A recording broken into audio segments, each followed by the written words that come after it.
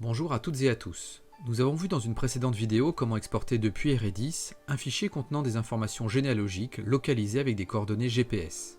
Nous allons voir maintenant comment utiliser ces informations sur le logiciel UMAP.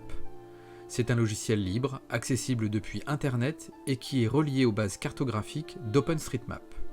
Avant toute chose, il faudra vous créer un compte, comme sur tout site Internet. Pour ma part, je vais me connecter avec mon compte Twitter. Vous sélectionnez l'icône ici Twitter. On retrouve bien ici mon compte Jimbo Généalogie. Je vais autoriser l'application. On retrouve ici mes cartes Jimbo Généalogie, mais dans un premier temps, je vais ici créer une nouvelle carte. L'affichage est le suivant. Vous avez ici toute la cartographie centrée sur la France, un menu à gauche, un menu à droite. Nous allons utiliser les deux, mais relativement peu.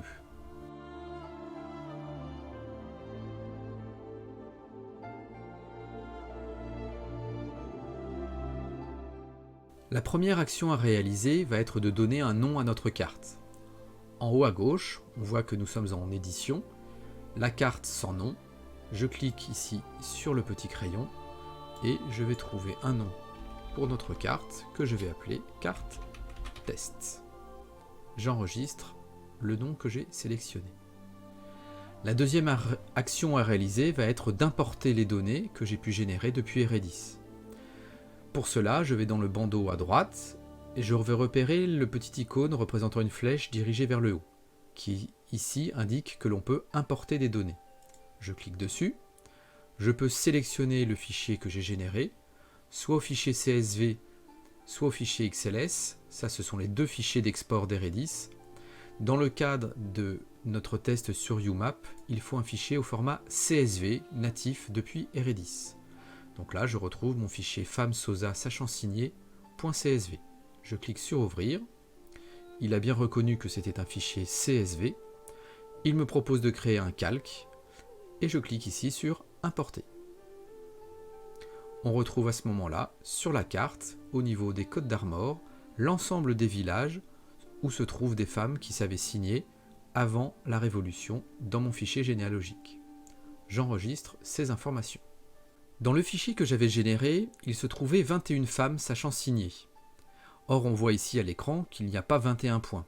La raison en est simple, c'est qu'un certain nombre de ces femmes résidaient et sont nées dans le même village, ce qui est le cas par exemple de Pont-Mélevé.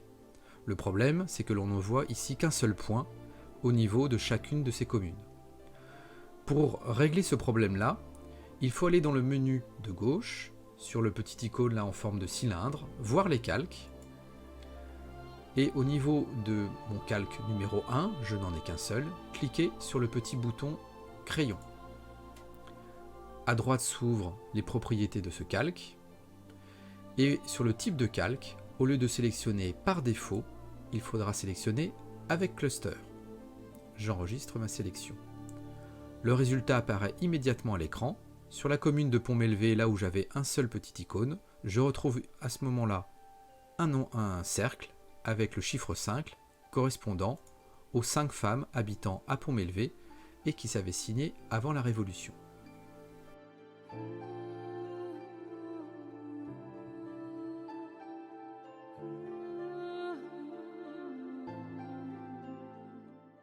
Nous allons à présent paramétrer notre affichage pour sélectionner différents éléments et le rendre plus conforme à ce que nous souhaiterions.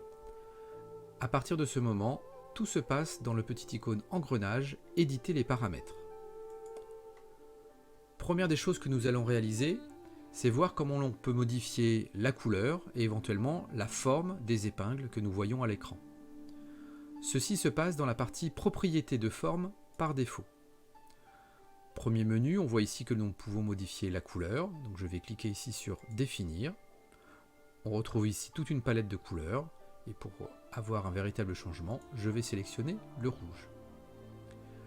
On voit ici la forme de l'icône, je vais décider de la changer en cliquant ici sur Forme de l'icône, Définir, et au lieu de par défaut, je vais décider de prendre un cercle, et je retrouve ici mon cercle affiché à la place de Calac sur Gurunuel au lieu de mon icône précédent.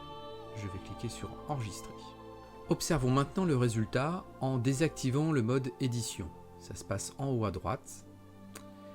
Et si je clique à présent sur l'icône représentant le petit village de Gurnuel, je vois que le libellé qui est affiché s'appelle calque 1, qui est le nom de notre calque, ce qui n'est pas franchement terrible. Pour modifier cela, je retourne dans le mode édition, dans mon engrenage pour éditer les paramètres, et je vais aller dans la partie propriété par défaut. Et ici, je vois que j'ai une notion clé pour le libellé. Je vais cliquer ici sur définir et je vais aller sélectionner la partie nom qui correspond au nom de chacune de mes femmes se trouvant dans mon fichier et je vais cliquer sur enregistrer.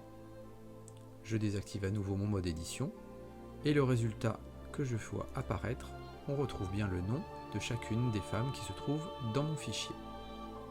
Avoir le nom de chacune de ces femmes est intéressant, mais c'est un peu court. On peut afficher un peu plus d'informations, toujours en allant dans la partie paramètres, le petit engrenage, et dans les options d'interaction par défaut. On voit ici qu'on peut modifier la forme de la pop-up, c'est le petit encart qui est apparu où on trouvait d'abord calque 1 puis le nom de chacune de ces femmes.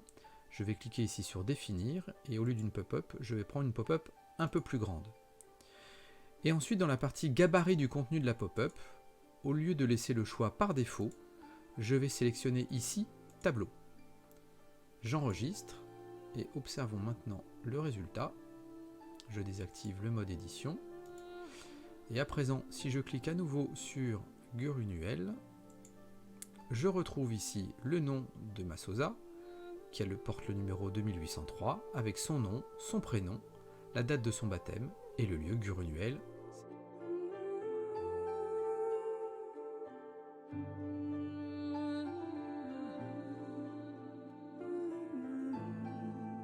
Cette carte de test représente la localisation de naissance des femmes Sosa de mon fichier et qui s'avaient signées avant la Révolution. Il pourrait donc être intéressant de visualiser ces signatures au niveau de la cartographie. Restons sur le cas de Marguerite Floyd. Il faut au préalable avoir chargé sur Internet l'image de la signature afin d'obtenir une adresse unique. Il existe de nombreux sites sur le net qui permettent de le faire gratuitement. Vous pouvez aussi héberger vos images sur votre blog et donc avoir ainsi une adresse directe. Nous allons donc cliquer ici sur l'activation de l'édition et en recliquant sur le nom, cliquez sur le petit icône crayon pour modifier directement l'entrée correspondant à Marguerite Floyd. On retrouve ici les informations qu'on retrouvait dans le tableau, son numéro Sosa, son nom, son prénom, sa date de baptême et le lieu de naissance. Au niveau du nom que je souhaite afficher, je vais taper ici Marguerite Floyd. Et au niveau de la description, il y a une codification. Vous pouvez retrouver ici, en cliquant sur le petit point d'interrogation, toutes les possibilités que vous pouvez rencontrer sur la mise à jour de cette description. C'est ce qui apparaîtra en fait dans l'encart au moment où vous cliquerez sur le bouton. Et au niveau d'une image, on voit qu'en fait il faut mettre le lien de l'image entouré avec deux accolades. Donc je l'ai fait dans un fichier Word pour que ça aille plus vite. CTRL-C, je vais cliquer ici sur description, je copie-colle. Et enfin, sur la partie d'options d'interaction, il faut impérativement supprimer le tableau tel qu'il était fait auparavant et revenir sur un mode par défaut. Je clique ici sur enregistrer, je désactive ici le mode édition, et à présent quand je vais cliquer sur Gurnuel, je retrouve l'affichage Marguerite Floyd ainsi que l'image de la signature qui se retrouve hébergée sur Internet. Nous n'avons fait ici que survoler très rapidement des fonctions de base de UMAP pour un affichage simple. Vous avez la possibilité de générer plusieurs calques afin de mettre en évidence certains éléments. Dans la carte que je vous présente, il était question ici d'afficher les lieux de baptême des femmes Sosa qui savaient signer avant la Révolution. Il pourrait être intéressant de positionner sur la même carte les lieux de baptême des hommes Sosa qui savaient également signer avant la Révolution. On l'a vu, vous pouvez changer différents paramètres d'affichage, vous pouvez aussi changer les fonds de carte. Nous avons vu comment intégrer une image, mais j'aurais pu également décider d'afficher une vidéo ou un diaporama. Vous l'aurez compris, UMAP vous permet d'afficher énormément d'éléments sur une carte et de les intégrer éventuellement sur un article de votre blog ou sur votre site internet. J'espère que vous avez apprécié cette vidéo et je vous souhaite une bonne fin de journée.